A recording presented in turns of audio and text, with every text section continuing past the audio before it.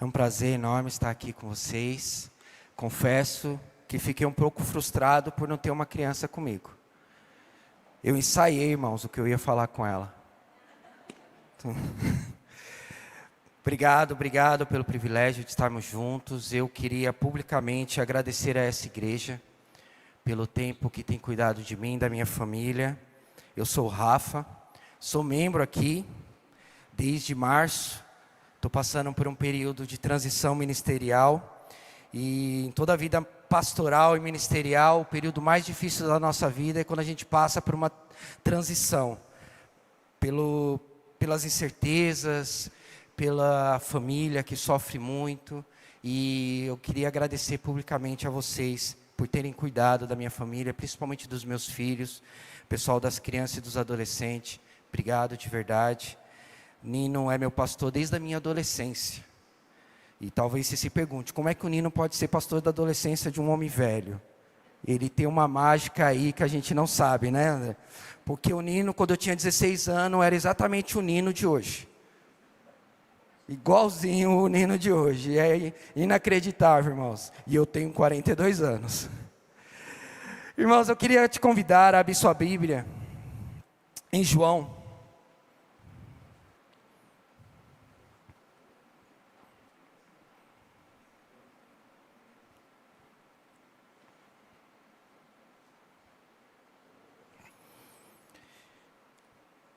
Nós vamos falar essa noite sobre o ritmo do reino. O mundo, desde que ele é mundo, ele tem um ritmo muito próprio. Um ritmo egoísta, um ritmo consumista, um ritmo que está baseado no prazer e na doença, em adoecer, porque ele é um mundo doente. É um mundo que está caído, doente. Então, toda a lógica do sistema dele é doente. E desde lá do passado, desde a queda de Adão e Eva, nós vivemos num sistema do mundo, num ritmo do mundo, muito doentio, onde sempre está baseado no meu eu, no que eu quero. Há uma ilustração que eu sempre gosto de falar sobre Adão e Eva, porque Adão e Eva sempre estiveram nus. Mas eles só se percebem nus depois do pecado. E eu gosto de pensar que antes do pecado, eles não se percebiam nus, porque estavam olhando para Deus. Porque estavam olhando para o céu. Porque estavam olhando para a grandeza de Deus e para a maravilha de Deus. Depois do pecado, eles olham para si. Eles se olham para o umbigo. E aí se percebem nus. E aí percebe que estão nus. E desde então, a gente vive nessa briga constante conosco, brigando com o nosso eu, com o nosso egoísmo, com esse ritmo doido. E até hoje ainda a gente cai nessas armadilhas de estude enquanto eles dormem, trabalhe enquanto eles descansam. E é muito mais do que isso, muito mais do que o descanso, é a lógica do consumo. Nós vivemos guardando, consumindo, ajuntando tesouros nessa terra, que não vai ter valor algum. A gente vive numa loucura de trabalho, de ter e de ser e de possuir, que não faz sentido com o reino. Numa lógica de ser, de títulos e de posições, que não faz sentido com o reino. Jesus aqui em João 13, que nós vamos ler, ele estabelece um novo ritmo. Ele estabelece o ritmo do reino. A lógica do reino. Vamos lá ler? João 13, a partir do verso 1, diz assim: Um pouco antes da festa da Páscoa, sabendo Jesus que havia chegado o tempo e que deixaria este mundo e iria para o Pai, tendo amado os seus e estavam no mundo, amou-os até o fim. Estava sendo servido o jantar, e o diabo já havia induzido Judas Iscariotes, filho de Simão, a trair Jesus. Jesus sabia que o Pai havia colocado todas as coisas debaixo do seu poder, e que viera de Deus e estava voltando para Deus. Assim, levantou-se da mesa, tirou sua capa e colocou uma toalha em volta da cintura. Depois disso, derramou água numa bacia e começou a lavar os pés dos seus discípulos, enxugando-os com a toalha que estava em sua cintura. Chegou a Simão, Pedro, que lhe disse: Senhor, vai lavar os meus pés? Respondeu Jesus: você não compreende agora o que estou lhe fazendo, mas tarde, porém, entenderá. Disse Pedro: não, nunca lavarás os meus pés. Jesus respondeu: se eu não os lavar, você não terá parte comigo. Respondeu Simão Pedro: então, Senhor, não apenas os meus pés, mas também as minhas mãos e a minha cabeça.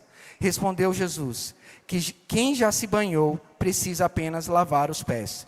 Todo o seu corpo está limpo. Vocês estão limpos, mas nem todos, pois ele sabia que iria traí-lo, por isso disse que nem todos estavam limpos. Quando terminou de lavar-lhes os pés, Jesus tornou a vestir sua capa e voltou ao seu lugar. Então lhes perguntou: vocês entendem o que eu lhe fiz? Vocês me chamam mestre e senhor, e com razão, pois eu sou. Pois bem, se eu, sendo Senhor e Mestre de vocês, lavei-lhe os pés, vocês também devem lavar os pés um dos outros. Vamos orar mais uma vez? Pai eterno, Deus de amor, obrigado, Senhor. Obrigado por esse tempo maravilhoso, por esse dia de comunhão, de encontros e de louvores a Ti, ó Pai. Que o Senhor continue a falar, como já falou durante todo esse dia, ó Pai. Durante o culto da manhã, durante a IBD, os louvores, os abraços e sorrisos de encontro.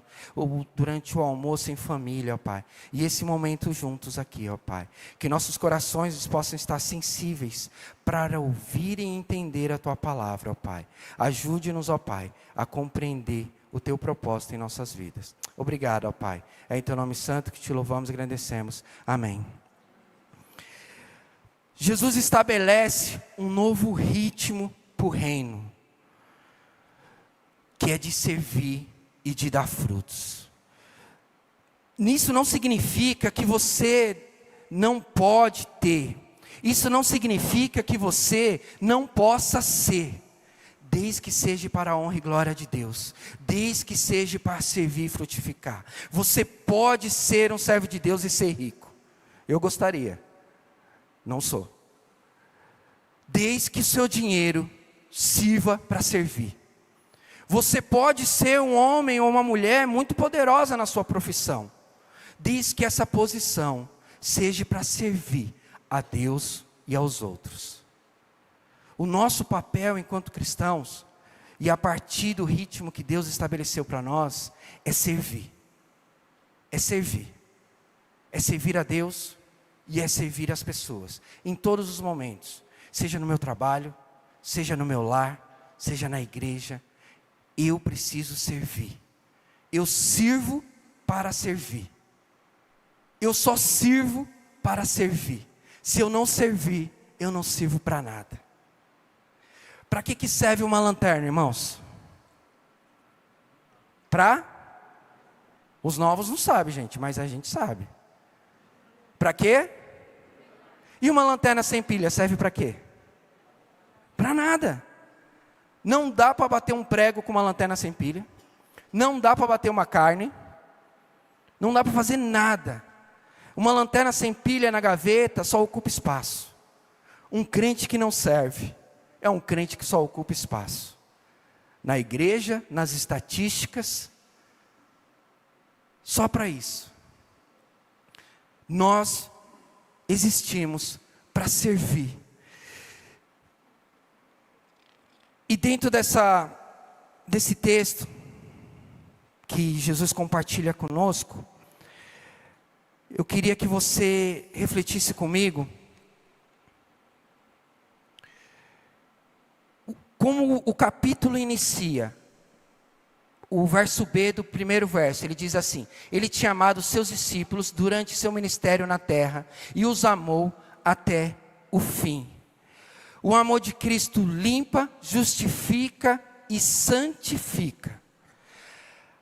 Há algo nesse episódio com Jesus que Por que que os discípulos, e principalmente Pedro, estranha e não quer? Era muito desonroso lavar o pé de alguém. Não existia sapato, não existia bota, todo mundo andava de sandálias, vamos chamar de chinelo, não existia asfalto e nem carro.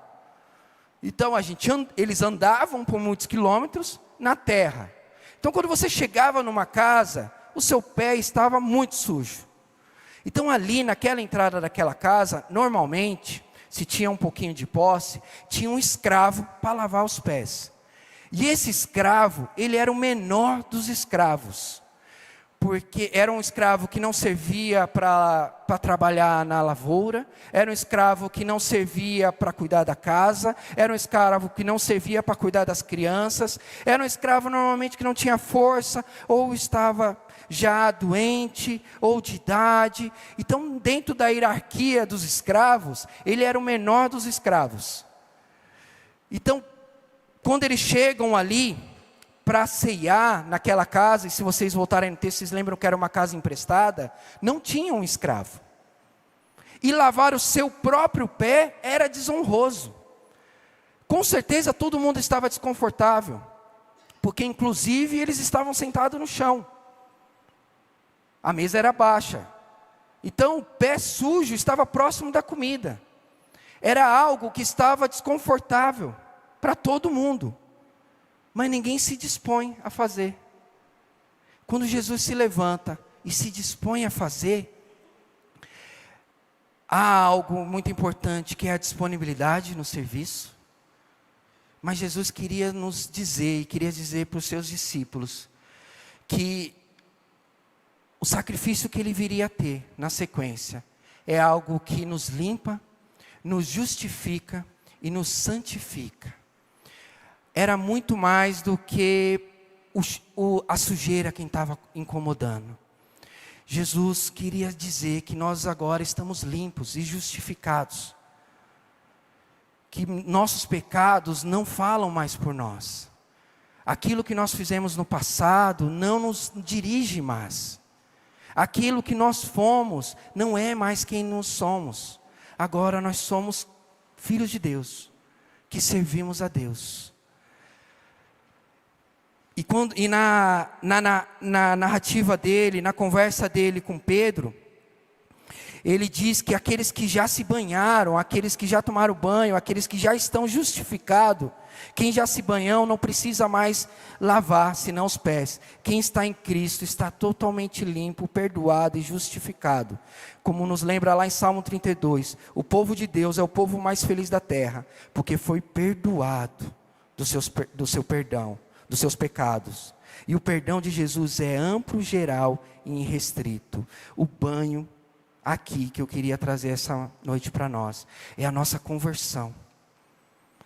Quando nós nos convertemos, quando nós nos chegamos a Deus, nós fomos justificados, nós fomos limpos.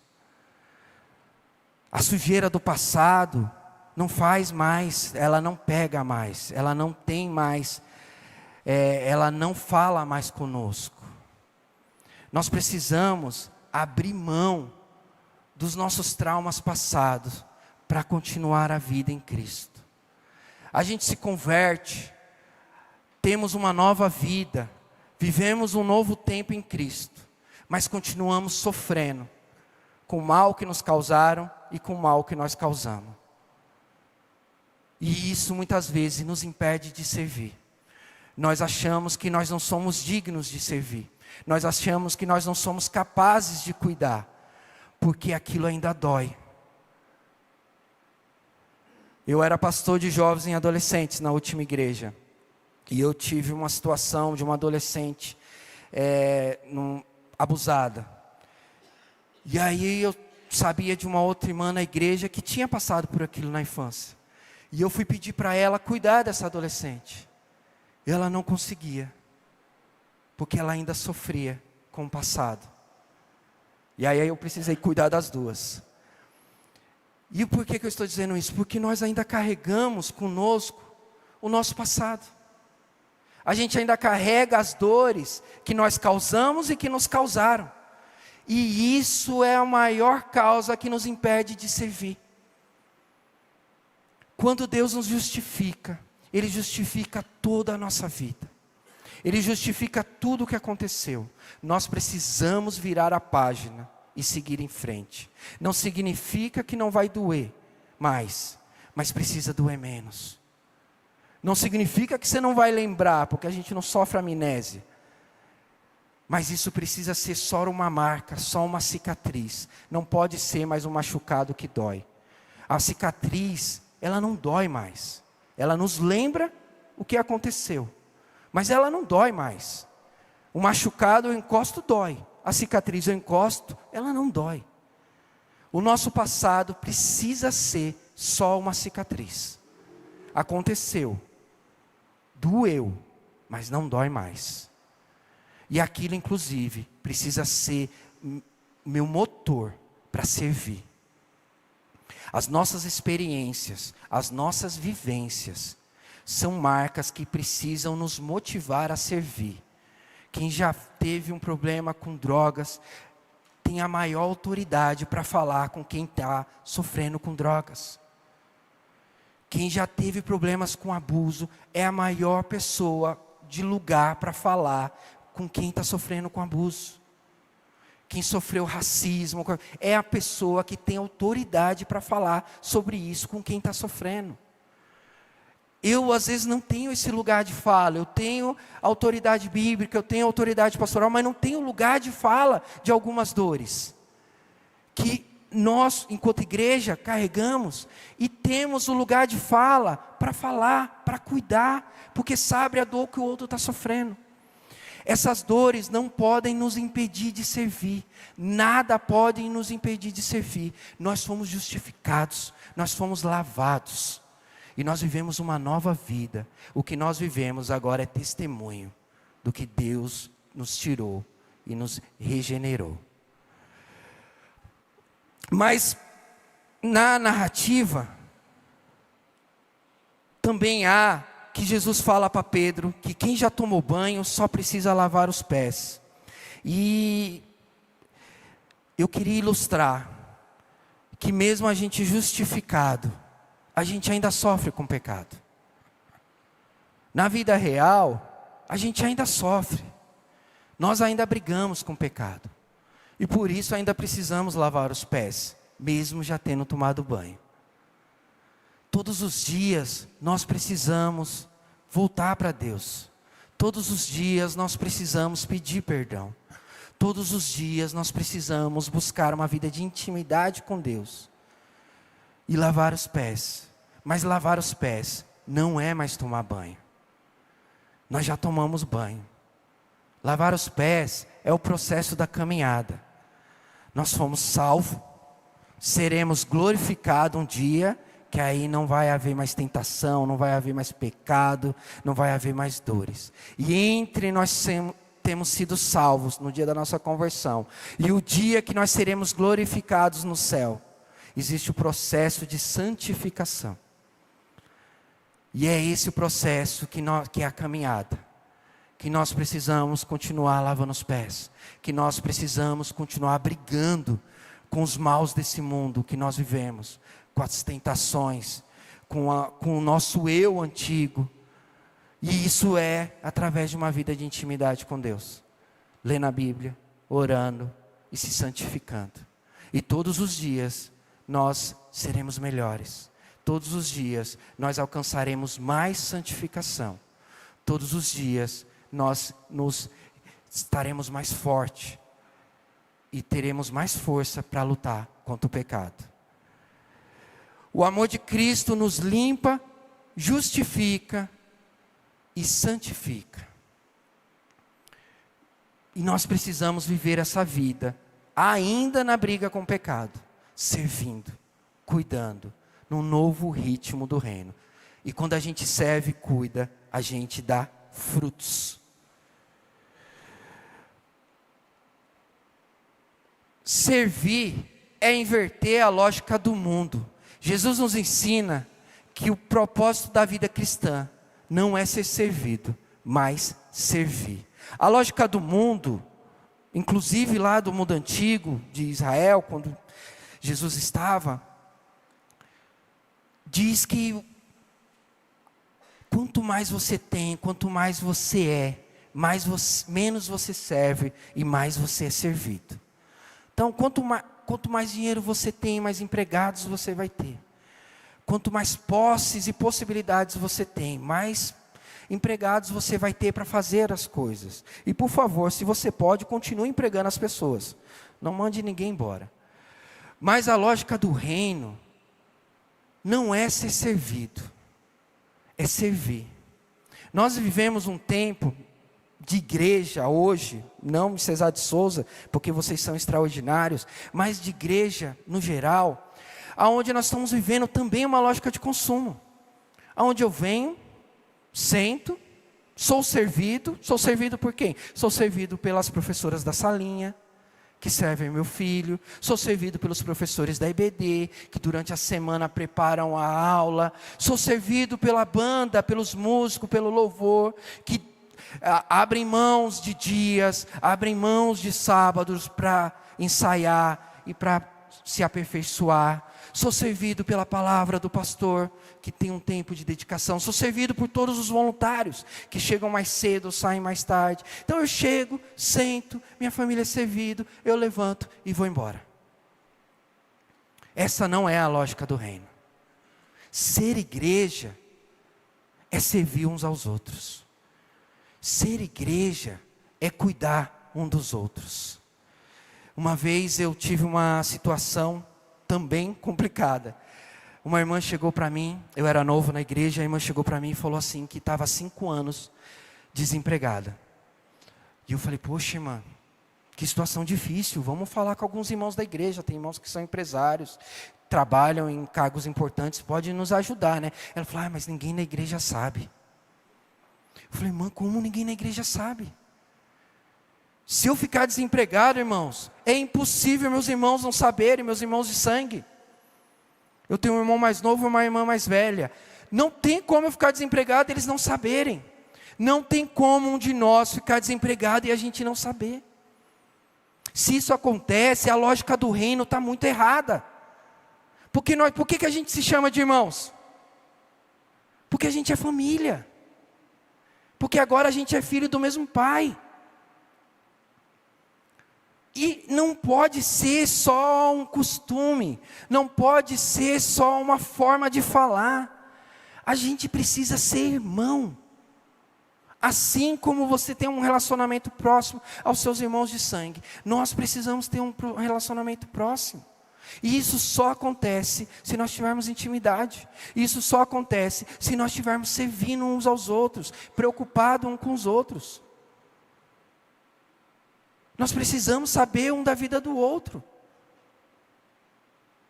Porque a gente se importa. Porque é importante.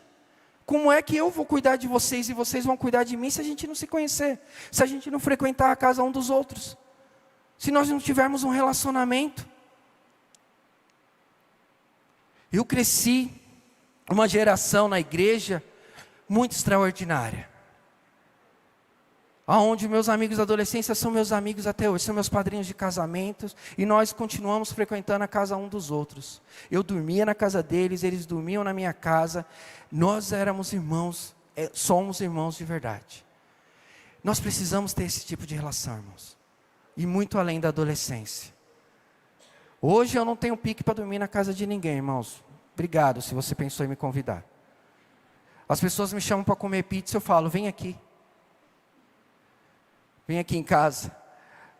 Mas nós precisamos ter um nível de intimidade onde a gente cuida um do outro.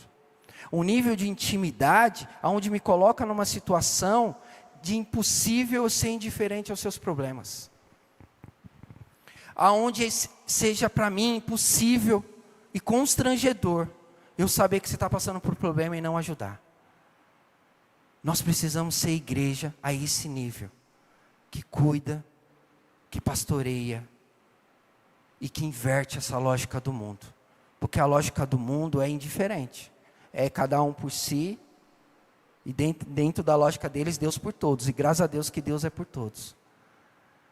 Mas nós somos Deus sobre todas as coisas e ao nosso próximo. como a nós mesmos.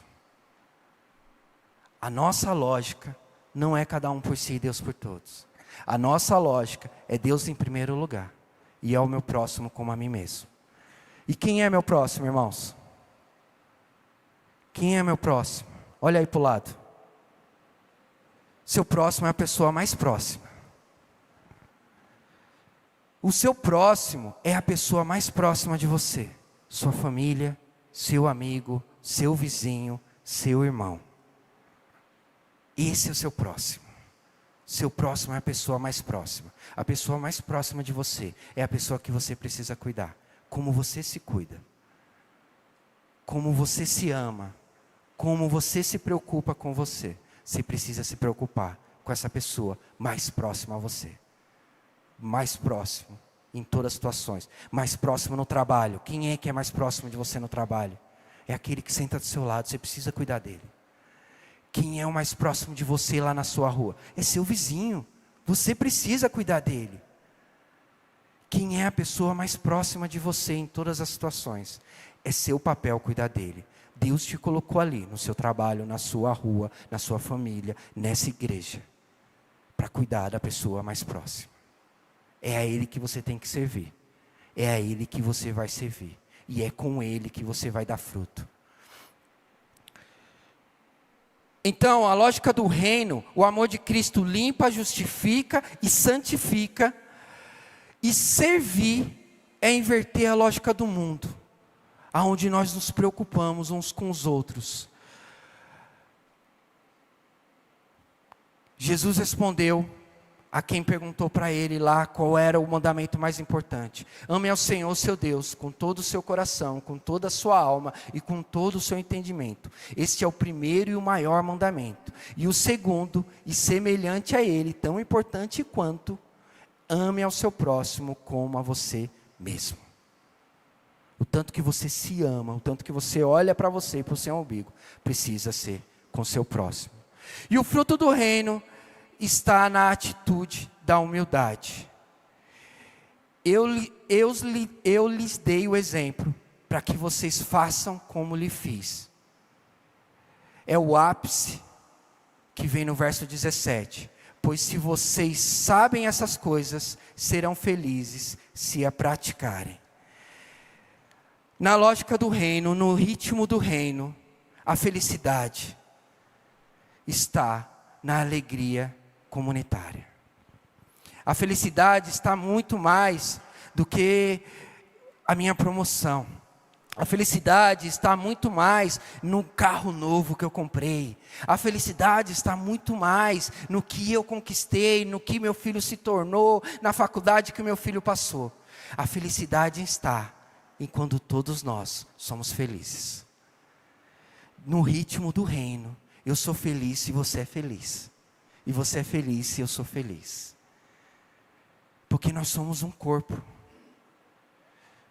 Não tem como a mão esquerda não saber o que a direita faz. Não tem como a direita saber o que a esquerda faz. Não tem como eu ser feliz com as minhas conquistas, se você não está bem. Não tem como eu dormir tranquilo, se algum irmão não está passando por uma necessidade. Não tem como eu ser feliz, se a igreja toda não está bem. No ritmo do reino, a felicidade está na humildade de servir uns aos outros. O fruto do reino está na atitude da humildade.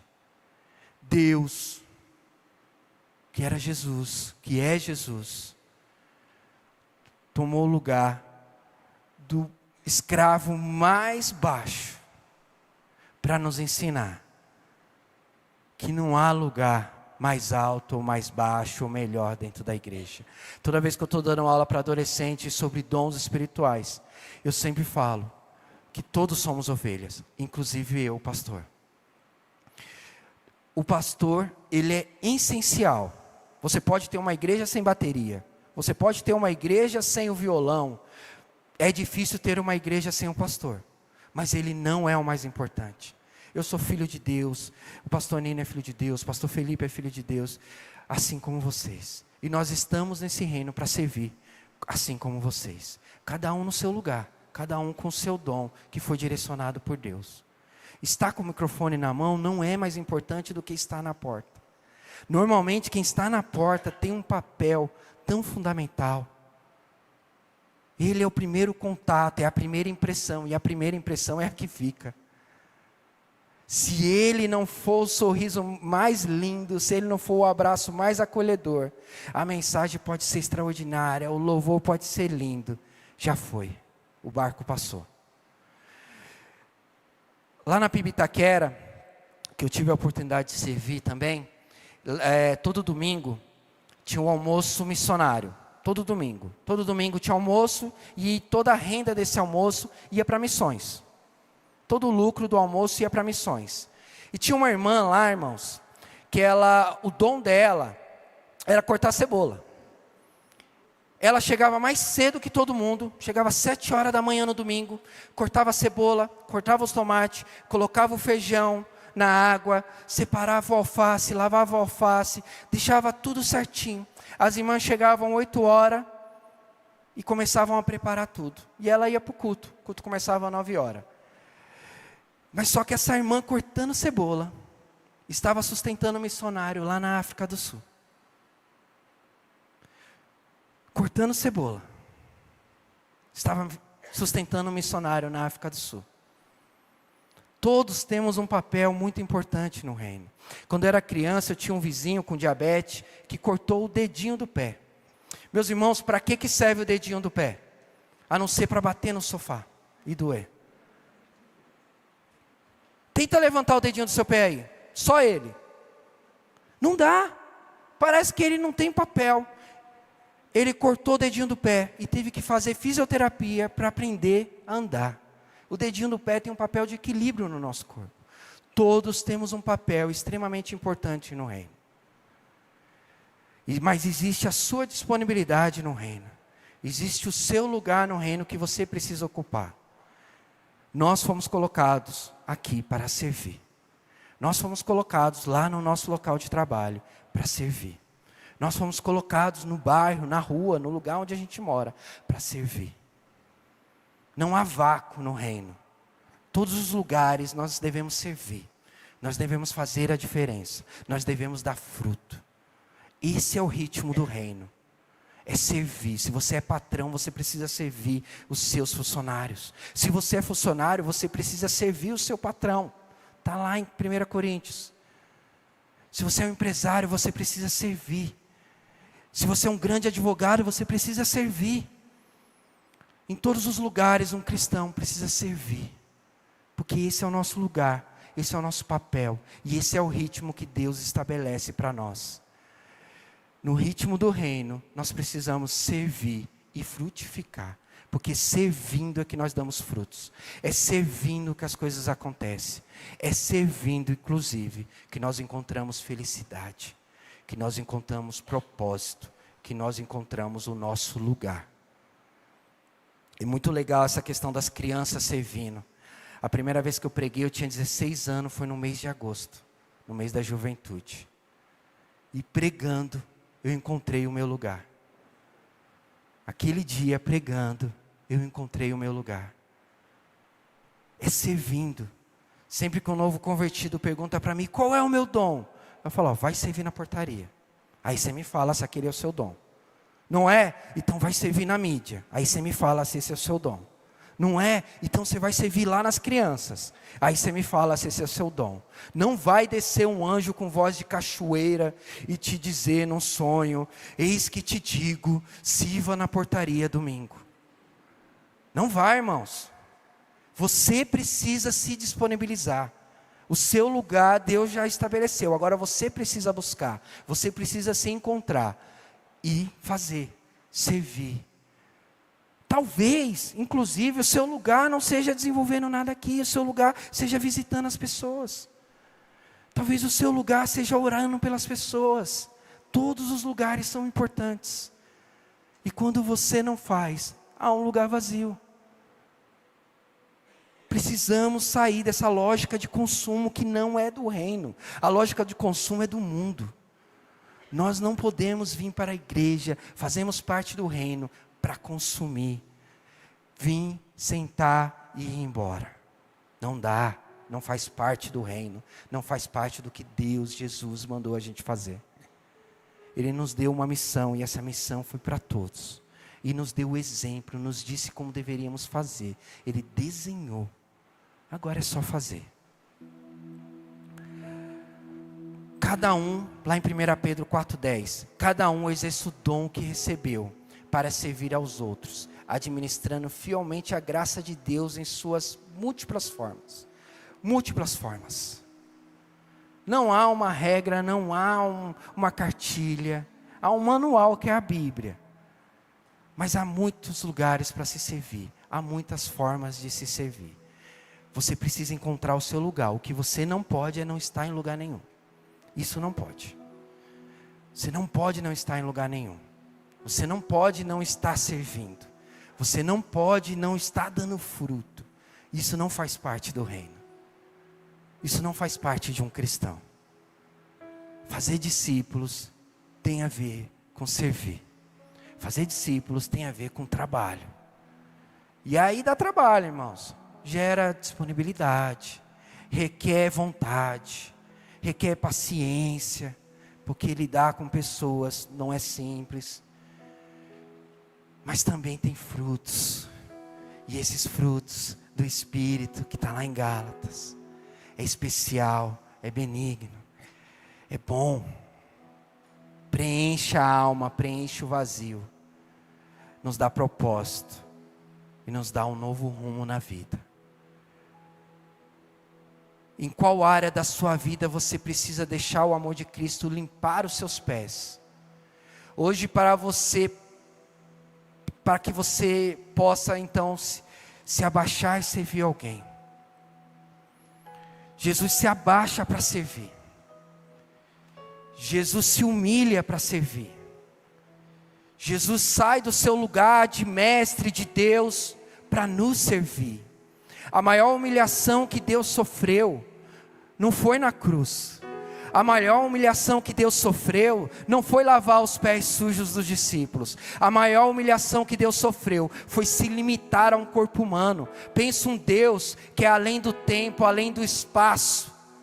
Se limitar a um corpo humano que se machuca, que é frágil. E Deus fez isso por amor a nós. E muitas vezes nós não estamos dispostos a sofrer o mínimo de humildade e de humilhação pelo outro. De abraçar alguém sujo. De ouvir alguém que tem muita coisa para falar. Às vezes, muita coisa. Mas ela precisa falar. E Deus te colocou ali para ouvir. Nós precisamos servir. Inclusive esse mundo doido. Servir as pessoas. Quantas pessoas no seu lugar de trabalho estão com problemas conjugais? E você está aqui todo final de semana ouvindo sobre a palavra de Deus, sobre o propósito de Deus, sobre o casamento perfeito. Essa palavra é para você, mas é para você multiplicar ela. Se você guarda só para você, é consumo. É um hot dog que você comprou. Se o que você aprende aqui, do que você desenvolve aqui, não leva lá para fora e não faz melhor, é consumo. Nós precisamos servir com humildade, com paciência e com gratidão no coração. Porque antes disso, Deus que é Deus, se dispôs a nos servir, a nos perdoar, a nos ouvir, a nos amar. Mesmo a gente sem merecer, Ele se dispôs a nos amar, a nos perdoar, a perdoar o seu pecado. Ele está lá todo dia te ouvindo, você falando do mesmo pecado, Ele está lá ouvindo e perdoando. Mas nós não temos disponibilidade para ouvir as pessoas. Nós não temos disponibilidade para amar as pessoas. Nós precisamos voltar ao ritmo do reino, à lógica do reino. E voltar a servir e a cuidar um dos outros, com carinho, com afeto, com perdão e com amor. Amém? Queria te convidar a ficar em pé.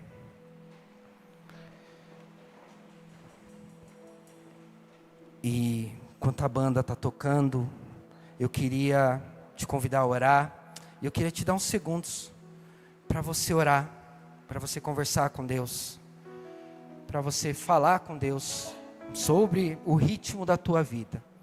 Qual tem sido o ritmo da tua vida? Qual é o ritmo que você está?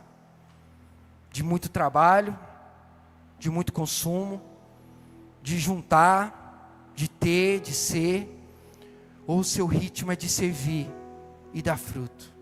Ou o seu ritmo é que mesmo nessa loucura que é a vida real, e todos nós precisamos trabalhar e pagar conta, você está nessa loucura servindo, cuidando, dando fruto, cuidando daqueles que precisam. Lá no trabalho você está fazendo hora extra, mas você está cuidando, você está pastoreando as pessoas. Lá na sua rua você está cuidando, você está pastoreando. No jogo de futebol você está cuidando, você está pastoreando. Na igreja a qual você se dispôs a fazer parte, você está cuidando, você está pastoreando. Queria te dar uns segundos para você orar e com Deus aí, pensar no seu ritmo e pensar se precisa voltar a esse ritmo. E logo na sequência nós vamos orar juntos.